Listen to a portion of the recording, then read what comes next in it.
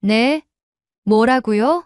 경찰서라고요? 오늘의 주인공이 당황한 듯 떨리는 목소리로 통화를 하고 있습니다. 자신의 절친한 친구가 경찰서에 있다는 얘기를 듣고 얼굴이 하얗게 질리기 시작하는데요. 전화를 끊고 다급한 숨소리를 내며 경찰서로 달려가는 주인공. 도대체 무슨 일이 일어난 것일까요? 오늘은 한국에서 지내고 있는 태국 여성에게서 날아온 진지한 사연을 여러분께 들려드리고자 합니다. 오늘의 이야기 시작합니다. 아, 참.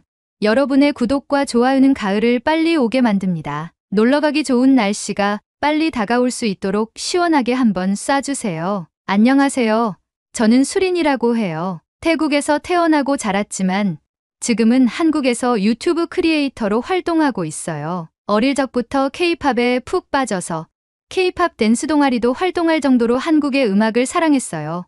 그리고 제가 한국에 오게 된 것도 제 인생에서 가장 큰 도전을 해보고 싶어서 한국에 왔어요. 저는 어릴 적 EPM의 니쿤이 태국 왕자로 불리며 한국에서 활약하는 모습을 보며 자랐고, 현재 블랙핑크의 리사가 태국에서 큰 자랑거리로 인식이 될 만큼 태국과 한국을 잇는 문화 외교관으로 활동하는 모습에 저도 언젠가 한국에서 의미 있는 일을 하고 싶다는 꿈을 키워왔었죠. 저에게 그만큼 한국이라는 곳은 제 학창 시절의 문화를 모두 담고 있는 곳이었기에 한국어와 한국 문화를 조금 더 깊이 배워보기 위해 한국으로 유학까지 결심하게 된 거예요. 한국에 유학을 와서 한국어학과에 다녔어요. 한국어를 제대로 알아야 제가 배우고 싶은 한국 문화를 심도 깊게 배울 것 같았거든요. 저는 대학교에서 한국어를 체계적으로 배우면서 동시에 한국 사회와 문화에 대해 깊이 이해하고 싶었어요. 제가 자리 잡을 땅이라는 생각으로 열심히 공부하며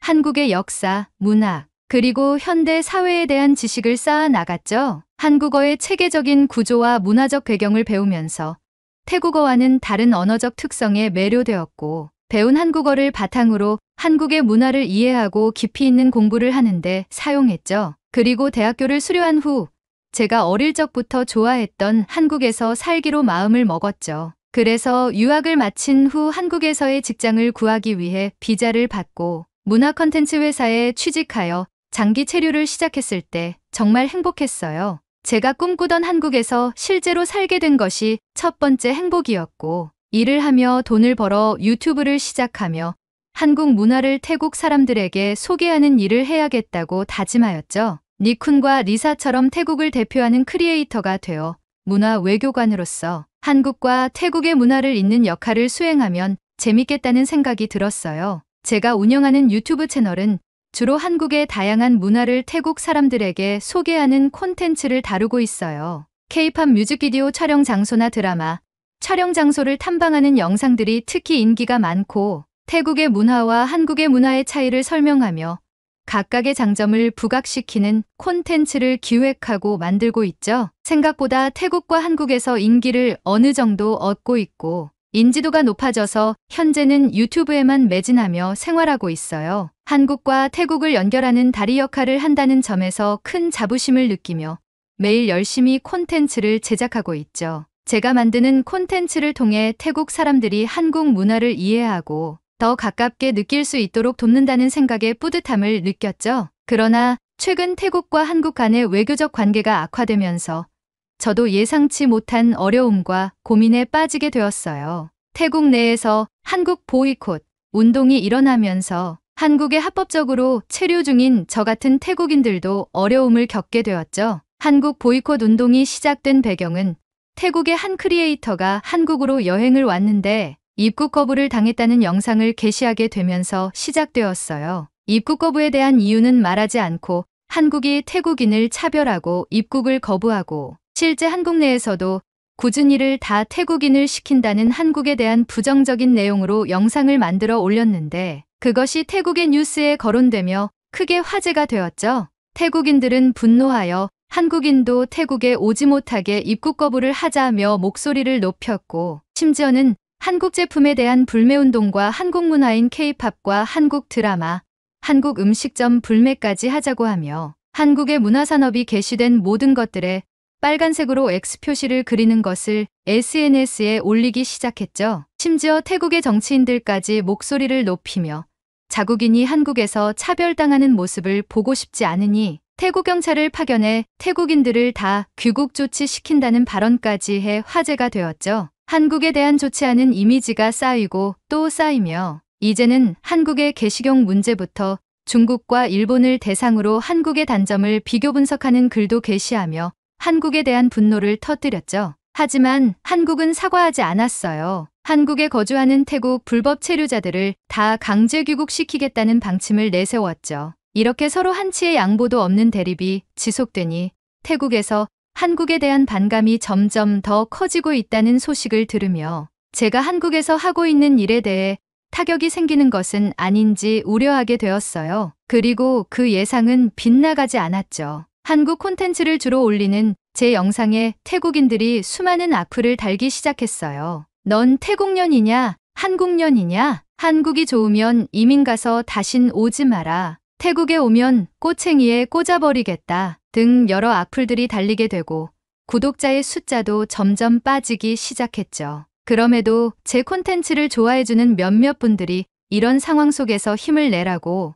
응원의 댓글을 써주셔서 감사한 마음으로 힘든 마음을 꾹 참고 콘텐츠를 만들어야겠다는 생각을 하며 묵묵히 제 일을 하고 있습니다. 하지만 저의 만족스러운 한국에서의 생활에 큰 악영향을 미칠 만한 사건이 하나 생겨버렸어요. 며칠 전 아주 오랜만에 태국에서 절친한 친구였던 말리에게서 연락이 왔어요. 말리는 제가 태국에서 대학을 다닐 때 K-팝 댄스 동아리에서 만난 친구였어요. 우리 둘 다 한국어와 한국 문화를 깊이 공부하고 싶어 했고 한국에서 댄스 공연을 해보고 싶다는 같은 목표를 가지고 있었죠. 말리와 저는 한국어를 배우며 한국 노래를 같이 부르고 한국 가수들의 춤을 따라 추며 함께 꿈을 키웠고 서로의 꿈을 응원해주는 좋은 친구가 되었죠. 제가 유학을 온 이후 그녀와 조금 멀어지기 시작했지만 SNS로 소통은 자주 하며 서로를 응원하고 있었어요. 그런 그녀가 이번에 한국으로 여행을 오고 싶다고 하더라고요. 저는 너무 반가워서 당연히 환영한다고 했어요. 같이 연습실에서 한국의 댄스를 연습했던 즐거운 추억을 가진 친구가 한국에 오게 되면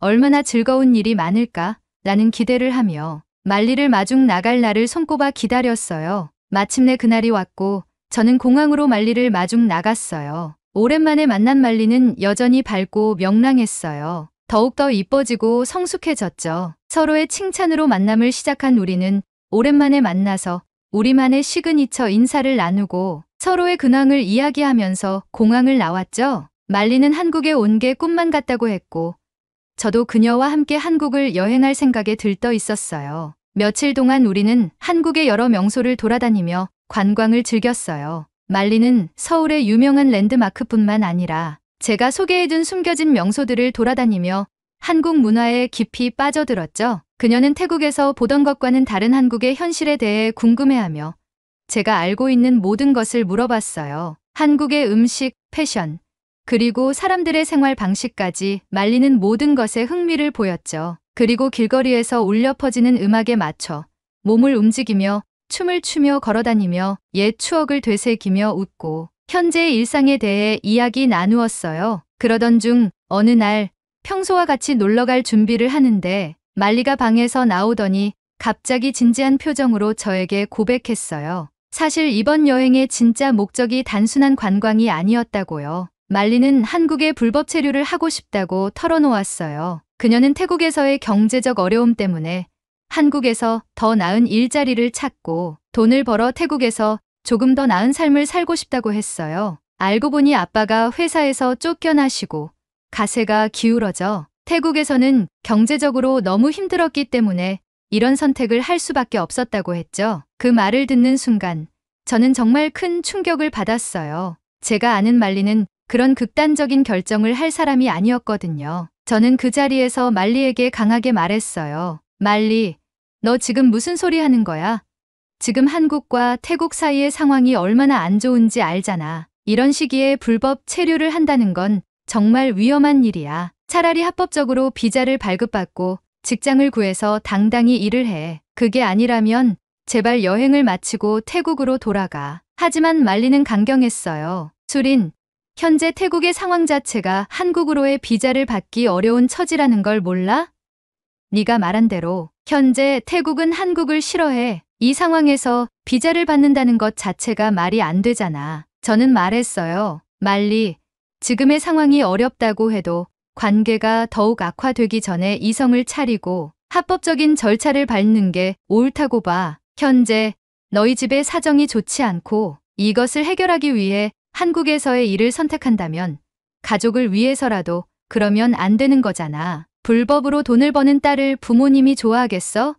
다시 생각해봐. 진심이야, 말리. 말리는 제 말을 듣고 나서야 자신의 계획이 얼마나 위험한지 깨달았는지 미안하다고 말했어요. 결국 말리는 여행을 마치고 태국으로 돌아가기로 했죠. 말리를 보낸 후 며칠이 지나고 저는 평소처럼 집에서 영상을 편집하고 있었어요. 그런데 제게 모르는 번호로 전화 한 통이 걸려왔어요. 통화 버튼을 누르고 통화를 하는데 저는 깜짝 놀라고 말았어요. 전화 온 곳이 경찰서라는 거예요. 당황한 저는 무슨 일인지 물어봤어요. 그런데 내용이 더 충격이었죠. 말리가 불법 체류를 시도하려고 한국으로 들어와 불법 체류를 돕는 브로커와 작당 모의를 하다가 적발되어 경찰에게 체포되어 경찰서로 들어갔다는 소식을 들었어요. 저는 그 말을 듣고 가슴이 철렁 내려앉았어요. 그녀가 태국으로 돌아간다고 했던 그 약속이 거짓말이었다는 사실을 알게 되자 믿기 힘들었죠. 말리가 정말로 불법 체류를 시도했다니. 그 순간 머릿속이 하얘지면서 제가 뭘 해야 할지 몰랐어요. 저는 통화를 종료하고 곧바로 경찰서로 달려갔어요. 도착했을 때 말리는 수갑을 차고 있는 채로 조사를 받고 있었어요. 그런데 경악할 일이 벌어졌죠. 경찰은 저의 모습을 보고는 태국인이냐고 물었고 그렇다고 말하니 저를 의심하는 눈빛으로 제게도 말리와의 관계와 체류 상태에 대해 물어보는 거예요. 저는 억울해서 말리가 한국에 오기 전부터 불법 체류를 계획하고 있었다는 사실을 몰랐고 저는 현재 합법적으로 한국에 비자를 받고 일을 하고 있는 태국인이라고 설명했죠. 경찰이 말리와의 관계는 어떻게 됐냐고 되물어 저는 태국에서 한국의 케이팝을 좋아해서 같이 댄스 동아리를 하며 친해진 친구라고 얘기했어요. 비록 불법 체류를 시도하다가 경찰에 붙잡혔지만 말리가 제 친구였다는 사실은 변하지 않았죠. 경찰은 제 체류 기록을 확인하고 다행히 제가 모든 절차를 합법적으로 밟았다는 것을 확인했어요. 조사 과정에서 제 체류 과정이 깔끔하다는 것이 밝혀졌고 저는 오해를 풀 수 있었어요. 그러나 말리의 경우는 달랐습니다. 그녀는 불법 체류를 시도한 것이 확인되었고 말리가 만난 브로커는 한국의 안마시술소로의 취업을 알선해주는 사람이었죠. 경찰은 말이 좋아 안마지 성매매 알선과 같은 불법 행위라고 말하며 말리에게 결국 강제 귀국 명령을 받게 하였죠. 저와 말리는 경찰서에서 나온 후 말리에게 아무 말도 할 수 없었어요. 말리도 그 사실을 받아들이는 듯 무거운 표정이었어요. 말리와 함께 경찰서에서 나왔을 때 그녀는 눈물을 흘리고 있었어요. 저는 그녀를 위로할 말이 떠오르지 않았어요. 그녀는 미안해, 수린. 내가 그렇게 말렸는데도 내가 어리석었어. 라고 말했어요. 저는 그 말을 듣고 너무나 안타까웠지만 더 이상 말리를 도와줄 방법이 없다는 걸 알았어요. 그저 고개를 떨구고 한숨만 내쉬었죠. 말리는 경찰들과 공항으로 향했고 저는 멍하게 땅을 바라보며 집까지 걸어갔어요. 그날 이후 저는 말리와의 연락을 끊기로 결심했어요. 말리가 스스로 잘못된 선택을 했고 그 결과에 책임을 져야 한다는 사실을 받아들이면서도 한편으로는 그녀가 이런 극단적인 선택을 하지 않도록 더 강하게 설득하지 못한 제 자신에게도 후회가 남았어요. 하지만 그 순간의 감정만으로 모든 것을 되돌릴 수는 없었죠. 말리가 불법 체류로 인해 강제 귀국당하며 저의 당부에도 불구하고 성매매 알선을 하는 브로커와 불법 체류에 관해 이야기를 하고 한국에 들어왔다는 것 자체로 저는 그동안 쌓아온 우리의 우정을 여기서 끝내야겠다고 생각했어요. 말리의 사건 이후 저는 태국과 한국 사이의 불법 체류 문제에 대해 깊이 고민하게 되었어요. 사실 그전까지 저는 이 문제에 대해 크게 신경 쓰지 않았어요. 저 자신이 합법적으로 체류하고 있었고 제 주변에는 대부분 합법적인 절차를 거쳐 한국에 온 사람들이 많았기 때문이죠. 하지만 말리의 사건을 통해 이 문제는 더 이상 남의 이야기가 아니라는 것을 깨달았어요. 얼마나 심각한지 태국인의 불법 체류에 대해 찾아보기 시작했어요. 그리고 결과를 확인하고 저는 깜짝 놀랄 수밖에 없었어요. 알고 보니 한국에서 체류 중인 태국인들 중 상당수가 불법 체류자였어요. 그 수는 무려 15만 7천 명에 이른다고 해요. 이 숫자는 정말 놀라웠어요. 이 많은 사람들이 불법적인 방법으로 한국에 머물고 있다는 사실이 믿기지 않았어요. 왜 이렇게 많은 태국인들이 불법 체류를 선택하는 걸까?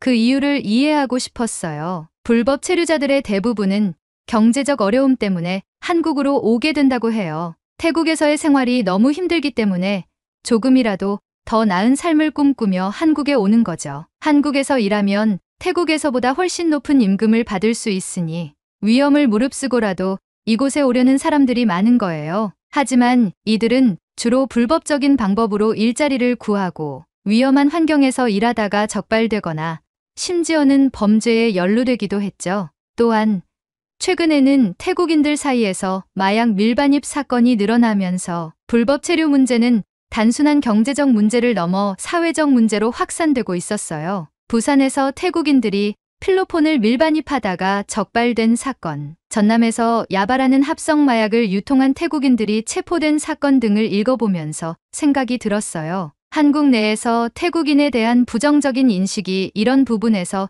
더욱 커졌겠구나 하는 생각이요. 이런 사건들이 반복되면서 한국 정부는 태국인들의 입국 심사를 더욱 강화할 수밖에 없었어요. 합법적인 절차를 밟은 사람들조차도 까다로운 심사를 받게 되었고, 그로 인해 정당하게 한국에 온 태국인들까지도 차별적인 대우를 받게 되었죠. 말리의 경우도 그런 문제에 휘말린 하나의 사례였어요. 하지만 한국의 태국인 불법 체류자들의 삶은 정말 어려웠어요. 그들은 합법적으로 일할 수 없기 때문에 주로 건설 현장이나 공장, 식당 등에서 저임금 노동을 하더라고요. 법적으로 보호받지 못하기 때문에 노동 환경도 열악하고 언제 적발될지 모르는 불안 속에서 살아가는 거죠. 그렇다고 한국에서 안정적인 생활을 기대할 수도 없는 게 불법 체류자라는 것을 악용하는 한국의 사장들이 많아서 태국인들은 사장들에게 잘 보이기 위해, 악용당하지 않기 위해, 살아남기 위해서 일하게 되는 거죠.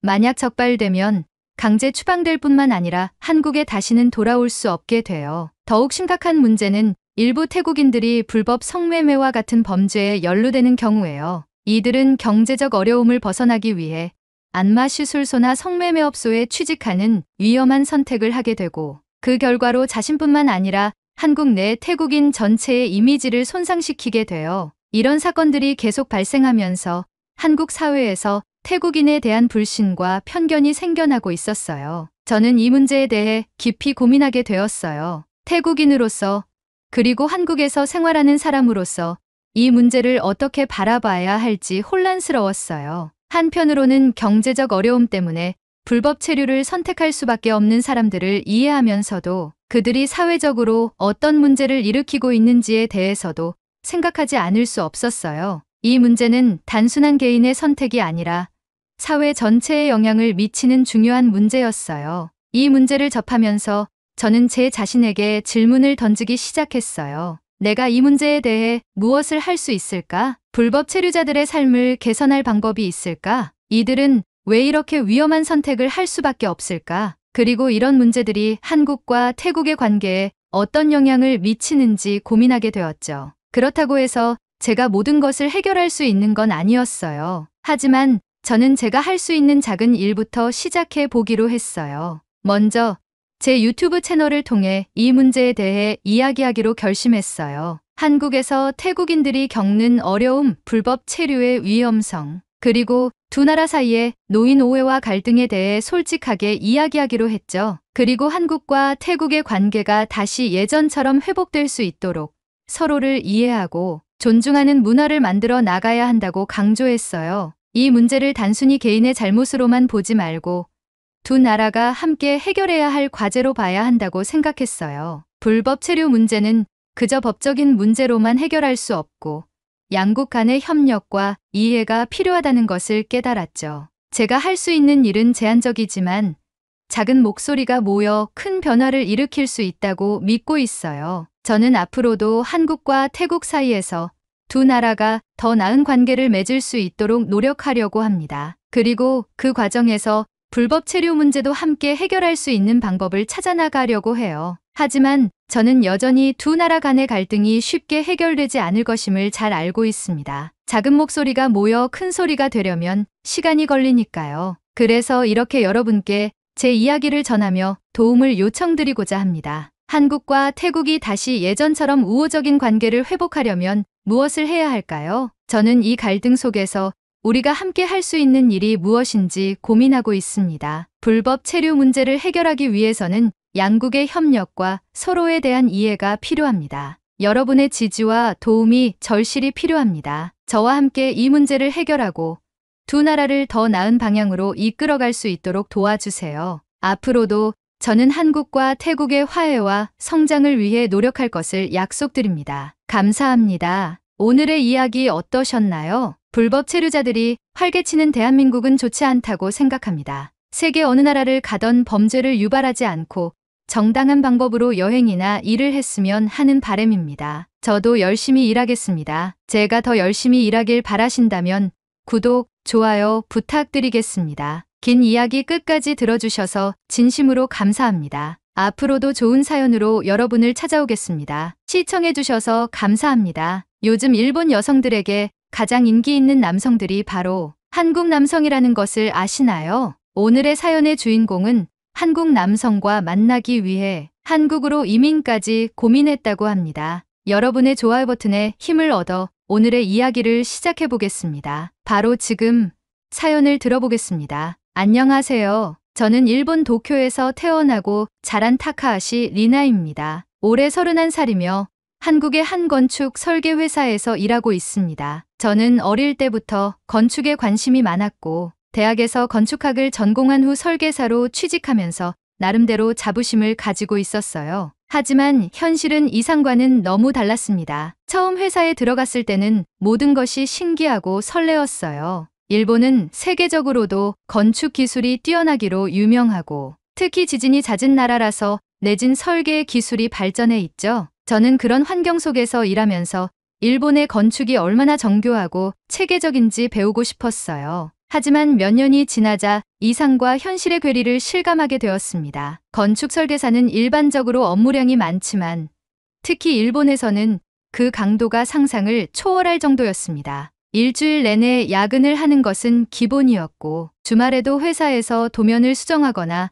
클라이언트 미팅을 준비하는 일이 많았어요. 퇴근 시간은 저녁 6시였지만 실제로 사무실을 나서는 시간은 밤 11시가 넘는 경우가 많았죠. 오늘도 야근인가요? 회사 동료들과의 대화는 늘 이런 식이었어요. 다들 피곤한 얼굴로 책상 앞에 앉아 컴퓨터 화면을 응시하고 있었습니다. 문제는 이렇게 야근을 하면서도 제대로 된 추가 수당을 받지 못한다는 점이었어요. 회사에서는 야근 수당을 주기보다는 팀워크를 위해 모두가 함께 노력하는 것이 중요하다는 말을 했어요. 하지만 그건 결국 회사가 우리를 착취하는 것과 다를 바 없었죠. 여성으로서의 한계도 느껴졌습니다. 일본의 건설업계는 여전히 남성 중심적인 문화가 강했고 여성 건축 설계사는 흔하지 않았어요. 회사 내에서도 중요한 프로젝트는 대개 남성 설계사들에게 돌아갔고 저는 보조적인 업무를 맡는 경우가 많았어요. 의견을 내더라도 가볍게 무시당하는 일이 많았고 회의에서 제대로 된 발언권을 얻기 어려웠습니다. 리나 씨, 이번 프로젝트에서는 일단 서포트 역할을 해주세요. 경력 7년 차인데도 여전히 서포트 역할을 해야 한다는 말이 참 서글펐습니다. 일본에서 건축 설계사로 일하면서 가장 신경 쓰이는 부분은 지진이었습니다. 일본은 세계적으로도 지진이 잦은 나라입니다. 저희 회사에서도 내진 설계를 중요하게 다루고 있었지만 현실적으로 모든 건물을 지진에 완벽하게 대비할 수는 없었어요. 비용 절감을 위해 최소한의 내진 설계만 반영하는 경우도 많았고 저는 그런 현실을 보면서 점점 회의감을 느끼기 시작했어요. 그러던 어느 날 도쿄에서 강한 지진이 발생했습니다. 그날 아침 저는 평소처럼 사무실에서 도면을 검토하고 있었습니다. 그런데 갑자기 바닥이 흔들리기 시작했어요. 처음에는 가벼운 진동이었지만 점점 강해지더니 서랍이 흔들리고 커피잔이 책상 위에서 미끄러졌습니다. 사무실 안에서 사람들이 웅성거리기 시작했고 몇몇 동료들은 당황한 표정으로 책상 밑으로 몸을 숙였습니다. 이 정도면 꽤 강한 지진인데 다행히 몇 분 후 흔들림이 멈췄지만 저는 그 순간 무언가 가슴 깊이 불안해지는 것을 느꼈어요. 일본에서 이런 지진은 흔한 일이었지만 만약 정말 큰 규모의 지진이 온다면 내가 설계한 건물들은 과연 안전할까? 그리고 이 나라에서 계속 살아도 괜찮을까? 이런 고민은 시간이 지날수록 점점 커졌습니다. 그런 고민을 하고 있던 시기에 우리 회사와 협력하는 한국 건설 회사에서 한 명의 엔지니어가 파견을 오게 되었습니다. 그는 저보다 2살 많은 박지훈이라는 한국인이었어요. 그는 구조 엔지니어로서 일본과 한국의 건축 기술을 비교하고 새로운 협업 방안을 모색하는 역할을 맡고 있었습니다. 처음에는 단순한 직장 동료로만 생각했어요. 하지만 함께 프로젝트를 진행하면서 자연스럽게 대화를 나누게 되었고 우리는 점점 친해졌습니다. 어느 날 저녁, 프로젝트 회의를 마친 후 우연히 둘이서 저녁을 먹게 되었습니다. 저는 한국의 건축 방식에 대해 궁금했던 것이 많아서 이것저것 질문했어요. 한국에서는 내진 설계를 얼마나 중요하게 생각해요? 한국은 일본처럼 지진이 잦지는 않지만 그래도 건축법이 점점 강화되고 있어요. 그리고 건축 기술도 빠르게 발전하고 있어서 요즘은 안전성을 고려한 건물이 많아지고 있어요. 그렇게 건축 이야기를 하다가 자연스럽게 한국의 직장 문화와 생활 방식에 대한 이야기로 넘어갔습니다. 리나 씨, 일본은 야근이 정말 많네요. 한국에서도 일이 바쁜 회사는 있지만 그래도 이렇게 매일 야근하는 건 흔하지 않아요. 특히 요즘은 젊은 세대가 워라밸을 중요하게 생각해서 야근을 강요하는 문화는 많이 사라지고 있어요. 그의 말을 듣고 저는 깜짝 놀랐습니다. 한국의 직장 문화가 일본보다 더 엄격할 거라고 생각했는데 오히려 젊은 세대가 적극적으로 변화를 만들어 가고 있다는 것이 신기했어요. 그리고 한국에서는 젊은 사람들이 사회 문제에 대해 목소리를 내는 편이에요. 일본처럼 조용히 참고 사는 분위기랑은 좀 다를 수도 있어요. 그날 이후로 저는 한국이라는 나라에 대해 다시 생각해 보기 시작했습니다. 그리고 한국에서 살아본다면 어떤 기분일까 하는 질문이 머릿속을 떠나지 않기 시작했어요. 이민이라는 것은 쉬운 결정이 아니었습니다. 하지만 일본에서의 삶이 점점 버거워지는 상황에서 한국에서의 삶이 조금 더 나은 선택이 될 수도 있겠다는 생각이 들기 시작했습니다. 박지훈 씨와 함께 일한 지도 어느덧 반년이 되었습니다. 그는 일본어가 능숙했고 업무에서도 신중한 태도를 보이고 있었습니다. 처음에는 단순한 직장 동료로만 생각했지만 함께하는 시간이 길어지면서 자연스럽게 가까워졌습니다. 일본에서는 직장 내 인간관계가 비교적 형식적이었습니다. 동료들끼리 예의를 갖춰 대하지만 일정한 거리를 유지하는 것이 일반적이었고 사적인 감정을 드러내는 경우는 드물었습니다. 하지만 박지훈 씨는 달랐습니다. 작은 부분까지 세심하게 신경 써 주었고 동료들에게 편안하게 다가가는 태도가 인상적이었습니다. 타카하시 씨, 오늘 아침은 많이 추웠죠? 따뜻한 커피라도 한잔 하면서 시작하는 게 좋겠어요. 아침마다 사무실에 도착하면 박지훈 씨는 이렇게 먼저 말을 걸었습니다. 일본에서는 업무적인 대화가 아니라면 직장 동료끼리 사적인 이야기를 쉽게 나누지 않는 분위기였지만 그는 날씨나 점심 메뉴 같은 사소한 이야기부터 시작해 자연스럽게 대화를 이어갔습니다. 덕분에 아침마다 무거웠던 사무실 분위기가 한결 부드러워졌습니다. 회의를 준비할 때도 마찬가지였습니다. 보통 일본 직장에서는 연차가 낮은 사람이 자연스럽게 서류 정리를 맡거나 회의 자료를 출력하는 경우가 많았습니다. 하지만 박지훈 씨는 먼저 나서서 도와주었습니다. 타카하시 씨, 이 자료는 제가 정리할게요. 어제도 야근하셨다면서요? 그 말을 듣는 순간적으로 당황했습니다. 일본에서는 자신의 업무가 아니더라도 묵묵히 맡아서 하는 것이 당연한 분위기였고 그에 대해 특별히 감사를 표현하는 문화도 아니었습니다. 하지만 박지훈 씨는 업무를 함께하는 동료로서 자연스럽게 배려하는 모습을 보였습니다. 그뿐만이 아니었습니다. 어느 날은 퇴근 후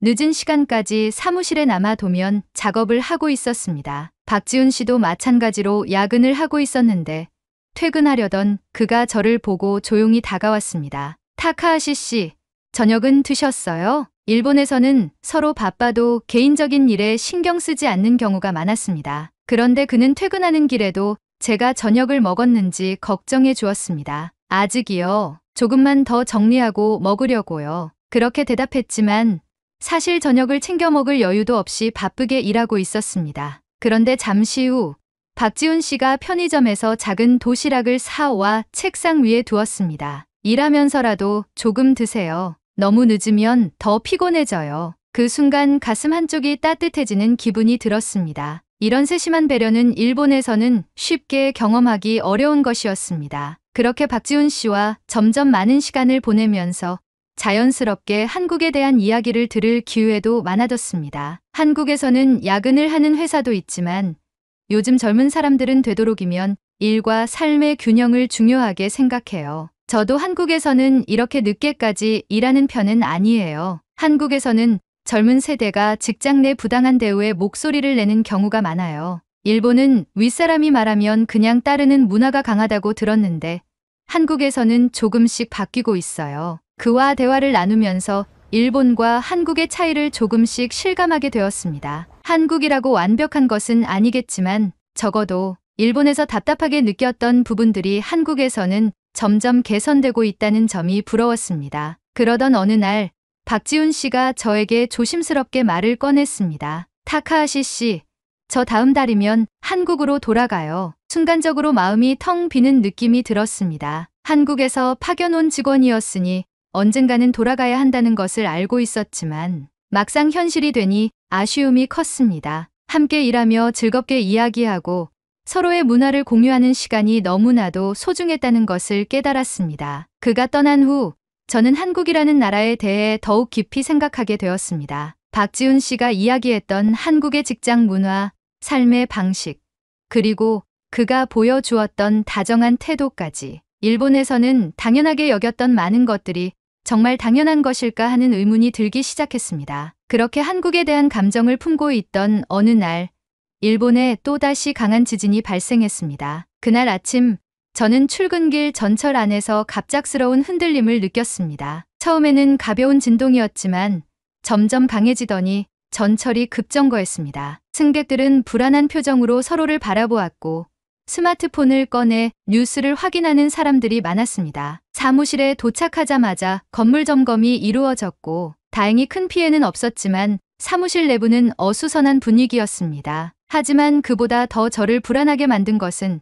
아무렇지도 않게 업무를 이어가는 상사들의 태도였습니다. 이 정도 지진은 일본에서는 흔한 일이야. 다들 빨리 업무에 집중해. 이미 익숙한 일이니 신경 쓰지 말라는 듯한 태도였습니다. 하지만 저는 점점 불안해졌습니다. 언제 또다시 더 큰 지진이 올지 모르는 상황에서 이렇게 매번 위험을 감수하며 살아야 하는 걸까? 그뿐만이 아니었습니다. 며칠 후 팀 회의에서 중요한 프로젝트를 새로 맡게 되었는데 저는 또다시 보조 역할로 밀려났습니다. 상사들은 남성 직원들에게만 주요 업무를 맡겼고 저에게는 서류 정리 같은 잡무가 배정되었습니다. 그 순간 확신했습니다. 일본에서의 제 위치는 쉽게 변하지 않을 것입니다. 아무리 노력해도 남성 중심적인 직장 문화 속에서 제가 원하는 역할을 맡기는 어려울 것입니다. 그리고 언젠가 또다시 지진이 온다면 이 불안한 환경 속에서 저는 안전할 수 있을까요? 그 순간 머릿속에 하나의 결론이 떠올랐습니다. 한국에서 새로운 삶을 시작해 보자. 저는 곧바로 한국의 건축 설계 회사에 지원하기 시작했습니다. 한국 건축 설계 회사에 지원한 후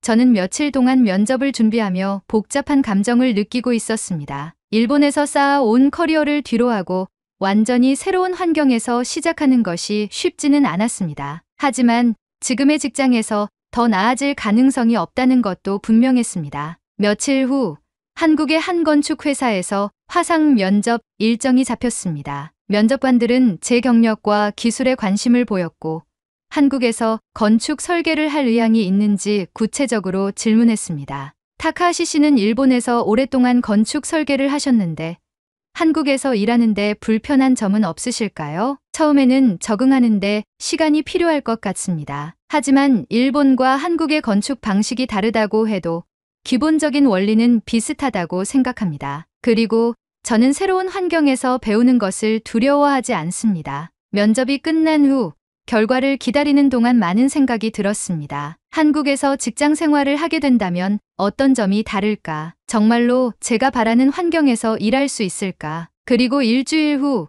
한국 회사에서 최종 합격 소식이 전해졌습니다. 회사에서는 처음에는 한국에서의 적응을 돕기 위해 3개월 동안 계약직으로 근무한 후 정식 채용 여부를 결정하겠다고 했습니다. 저에게는 충분히 도전해 볼 만한 기회였습니다. 하지만 예상치 못한 난관이 제 앞에 다가왔습니다. 회사에 사직서를 제출하는 일은 예상보다 더 어려웠습니다. 일본에서는 한 직장에서 오래 일하는 것이 미덕으로 여겨지는 경우가 많았고, 특히 여성 직원이 해외로 이직하는 사례는 흔하지 않았습니다. 타카하시 씨, 정말 그만둘 생각인가요? 외국에서 일하는 게 쉽지 않을 텐데요. 한 번 더 생각해 보는 게 어떨까요? 지금까지 쌓아온 경력이 아깝지 않나요? 상사들은 제 결정을 이해하지 못하는 듯 했습니다. 하지만 저는 이미 마음을 정한 상태였습니다. 그렇게 일본에서의 정리를 마친 후 저는 한국행 비행기에 몸을 실었습니다. 새로운 도전 앞에서 긴장되었지만 한편으로는 기대도 되었습니다. 한국에 도착한 후 회사에서 제공한 숙소로 이동했습니다. 도쿄에서 지낼 때보다 넓고 쾌적한 공간이었고, 근처에는 편의점과 대형 마트가 있어 생활하는 데 불편함이 없어 보였습니다. 첫 출근 날 회사에 도착하자마자 환영 인사를 받았습니다. 타카하시 리나 씨 맞으시죠? 만나서 반갑습니다. 일본에서 오셨다고 들었어요. 잘 적응하실 수 있도록 저희가 돕겠습니다. 한국에서는 일본보다 직장 내 분위기가 다소 자유로운 느낌이었습니다. 상사와 직원들 사이의 거리가 생각보다 크지 않았고, 회의에서도 비교적 자유롭게 의견을 나누는 분위기였습니다. 하지만 모든 것이 순조로운 것만은 아니었습니다. 한국어 실력이 부족한 탓에 업무를 하면서 의사소통이 원활하지 않을 때가 있었고, 한국의 건축법과 행정 절차도 일본과 달라 처음에는 혼란스러웠습니다. 그때마다 박지훈 씨와 나누었던 대화가 떠올랐습니다. 한국에서는 실수를 해도 바로 피드백을 주고 개선하려는 분위기가 있어요. 일본처럼 조용히 참는 문화는 아니에요. 그의 말처럼 회사에서는 제가 실수하더라도 적극적으로 피드백을 주었고, 동료들도 도와주려는 태도를 보였습니다. 그렇게 몇 주가 지나자 점점 한국에서의 생활에 익숙해지기 시작했습니다. 어느 날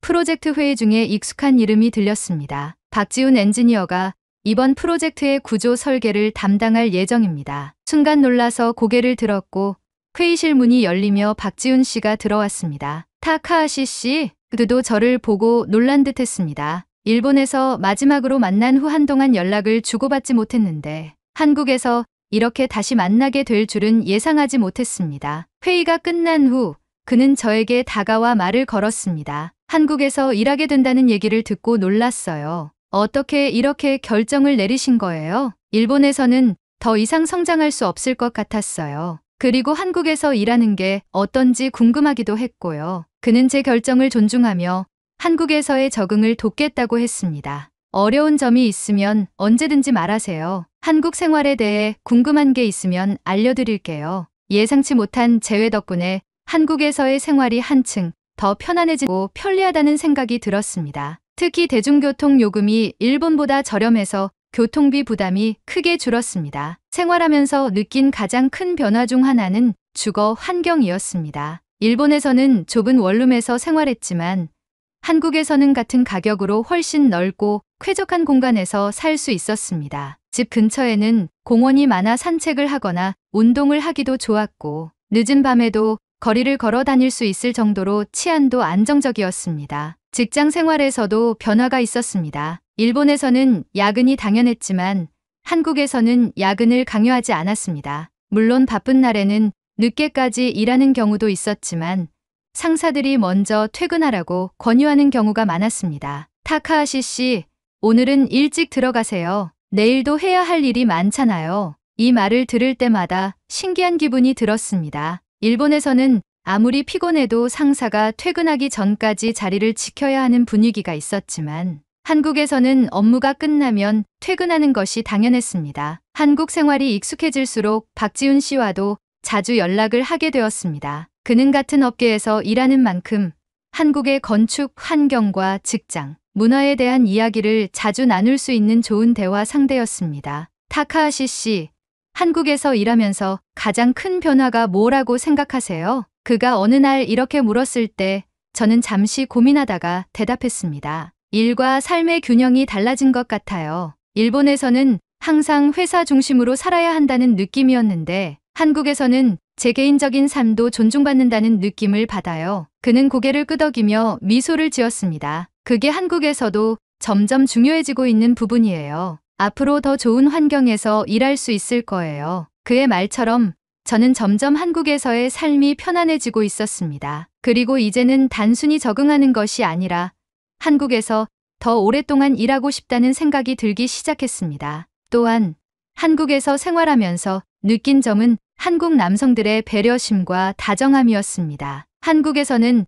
남성들이 일상 속에서 작은 배려를 하는 경우가 많았습니다. 예를 들어 무거운 짐을 들고 있으면 자연스럽게 도와주거나 식사 자리에서 세심하게 챙겨주는 모습이 인상적이었습니다. 일본에서는 개인의 영역을 존중하는 것이 중요한 문화였기 때문에 이러한 배려가 처음에는 낯설게 느껴졌지만 점점 따뜻하게 다가왔습니다. 박지훈 씨뿐만 아니라 직장 동료들도 마찬가지였습니다. 업무적으로 힘들어할 때 격려해 주었고 필요할 때 도움을 주는 태도는 일본에서는 쉽게 경험하기 어려운 것이었습니다. 처음 한국으로 왔을 때는 단순히 새로운 기회를 찾아 도전해보고 싶다는 마음뿐이었습니다. 하지만 이제는 한국에서 더 오래 머물며 커리어를 쌓고 새로운 목표를 세우고 싶다는 생각이 들고 있었습니다. 회사에서는 저에게 정식 채용을 제안했고 저는 고민 끝에 받아들이기로 했습니다. 그날 저녁 박지훈 씨와 함께 저녁 식사를 하며 한국에서의 정착에 대해 이야기를 나누었습니다. 타카하시 씨, 이제 한국에서 계속 지내실 건가요? 그의 질문에 저는 잠시 생각하다가 고개를 끄덕였습니다. 네, 한국에서 정착하려고 해요. 일본에서는 더 이상 제 미래가 보이지 않았지만 한국에서는 가능성을 볼 수 있을 것 같아요. 그리고 한국에서 사는 것이 점점 마음에 들어요. 그는 기쁜 듯 웃으며 말했다. 잘 결정하셨어요. 타카하시 씨라면 분명 한국에서도 좋은 기회를 많이 찾을 수 있을 거예요. 한국에서의 삶은 저에게 많은 변화를 가져다 주었습니다. 일본에서의 답답함과 한계를 벗어나 더 자유롭게 일하고 더 나은 환경에서 살아갈 수 있는 가능성을 찾았습니다. 그리고 무엇보다 한국에서 느낀 사람들의 따뜻함과 배려가 저를 이곳에 머물게 만들었습니다. 저는 이제 한국에서 새로운 미래를 만들어 가기로 결심했습니다. 처음에는 단순한 호기심으로 시작된 한국에서의 삶이었지만